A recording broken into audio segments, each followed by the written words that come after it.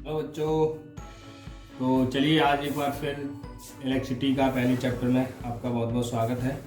तो आज हम वैद्युत बल जो है कूलाम के लॉ पर जो आधारित न्यूमेरिकल है वो पहले भी वीडियो हमने कुछ कराए थे, तो कुछ इसमें एक दो न्यूमेरिकल और है तो वो मैं आपको और बताता हूँ। तो एक बोर्ड पे आपके न्यूमेरिकल लिखा हुआ है, तो सभी बच्चे तैयार हो जाइए समझने के लिए। देखो इसमें क्या है कि दो आवेश है, एक 9e का है और एक e का है, एक दूसरे से 16 सेंटीमीटर की दूरी पर रखते हैं। अब ये पूछा है कि उनके बीच में एक क्यू आवेश है, उसे कहाँ रख दिया जाए कि वो क्यू आवेश संतुलन में आ जाए। ऐसे कई सवाल पूछे जाते हैं, तो मैं आपको क्लियर कर दूं कि इसमें दो चीज़ें होती हैं, मैं आपको बताऊं। जैसे एक मान लीजिए ये बिंदु ए है और यहाँ पर हमारा जो है वो +9e रखा हुआ है, ठीक है।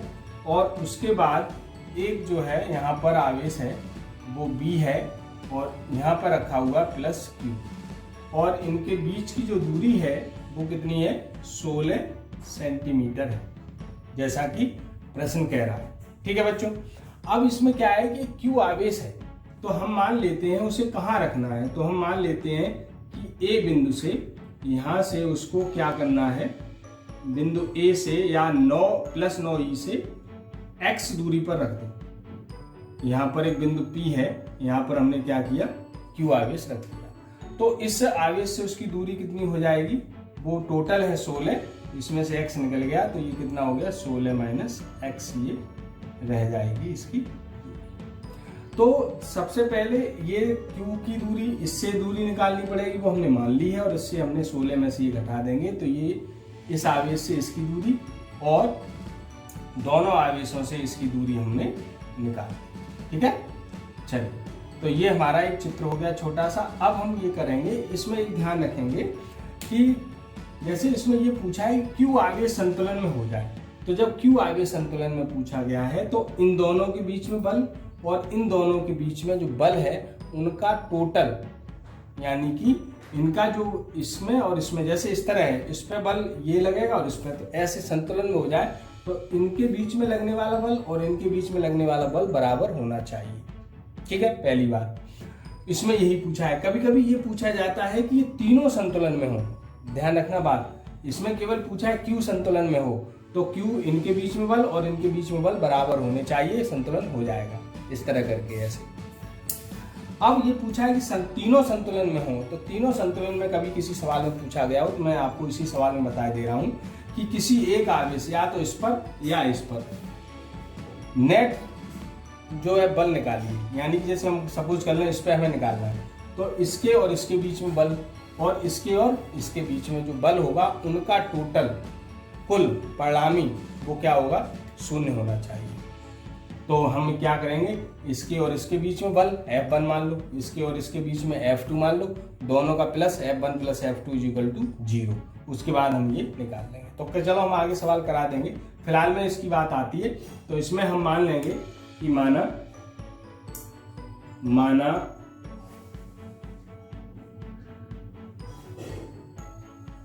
Q आवेश को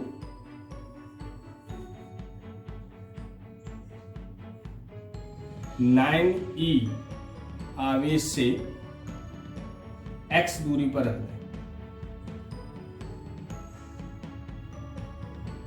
ठीक है। तो क्या होगा, अब 9e व q के बीच बल, वैद्युत बल, ये कूलाम के अनुसार लगेगा। तो F1 बराबर वही 1/4πε0, और Q1 ये हो गया, Q2 ये हो गया, तो Q1 × Q2 बटे बीच की दूरी x², समीकरण 1 हो गया, दोनों के बीच की दूरी। अब इसी प्रकार क्या करेंगे, इसी प्रकार Q व E के बीच बल, बीच वैद्युत बल। अब इनके और इनके बीच में बल निकाल लो, तो ये हम F2 मान लेते हैं, तो 1/4πε0 और Q × E बटे बीच की दूरी कितनी है, 16 - x, 16 - x का समीकरण। अब संतुलन की अवस्था में, संतुलन की अवस्था में ये दोनों बल क्या होंगे, F1 is equal to F2। ध्यान रखिएगा ये संतुलन में है, तो जैसे उधर खींचे इधर, दोनों में क्या है, बल बराबर होंगे दोनों, तो ये जो है F1 F2। तो अब मान लगा दो समीकरण 1 व 2 से मान रखने पर, तो ये F1 है यहाँ लगा दो, ये F2 है यहाँ लगा दो, तो क्या हो जाएगा 1/4πε0 और 9e इंटू क्यू बटे एक्स स्क्वायर बराबर 1/4πε0 और e इंटू क्यू बटे 16 माइनस एक्स का। तो ये e इससे ये कट गया, इससे ये कट गया, तो 9/x² is equal to 1/16 minus x का वर्ग। कैंची मार दीजिए, तो 9 और 16 माइनस एक्स का होल स्क्वायर बराबर एक्स स्क्वायर। दोनों ओर वर्गमूल ले लो, वर्गमूल लेने पर तो 9 का वर्गमूल 3 होता है, वर्ग से अंडर वर्गमूल से वर्ग हट जाएगा और इसका भी हट गया। अंदर गुणा कर दो, 16 × 48, 3x बराबर x, इसे 95 कर दो, तो ये x प्लस 3x, तो ये 4x, तो x इज इक्वल टू 48/4, 16 12 चौक 48 सेंटीमीटर। तो इसका मतलब क्या हो गया है कि Q आवेश को 9 आवेश से 12 सेंटीमीटर की दूरी पर रखना होगा। तो हम यहाँ पर अतः Q आवेश को प्लस 9e से 12 सेंटीमीटर दूरी पर रखना होगा, ठीक है, तो वो संतुलन में हो जाएगा। तो ये आप लोग ध्यान रखिएगा कि जब किसी एक पर संतुलन पूछा हो तो उनके दोनों उस पर लगने वाले बल आपस में बराबर होंगे, और पूरा निकाय संतुलन में पूछा है तो किसी एक बल पर परिणामी बल शून्य होगा। पूरे निकाय का एक बल पूछा है, संतुलन में पूछा है, तो किसी एक आवेश पर लगने वाले दोनों आवेशों के कारण जो बल होगा उसका नेट टोटल 0 होना चाहिए। ये आपको इसमें ध्यान रखना है।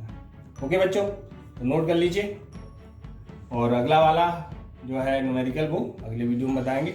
इसमें इस वीडियो में इतना ही, फटाफट नोट कर लिए, समझ लीजिए, बहुत सिंपल है। Okay okay.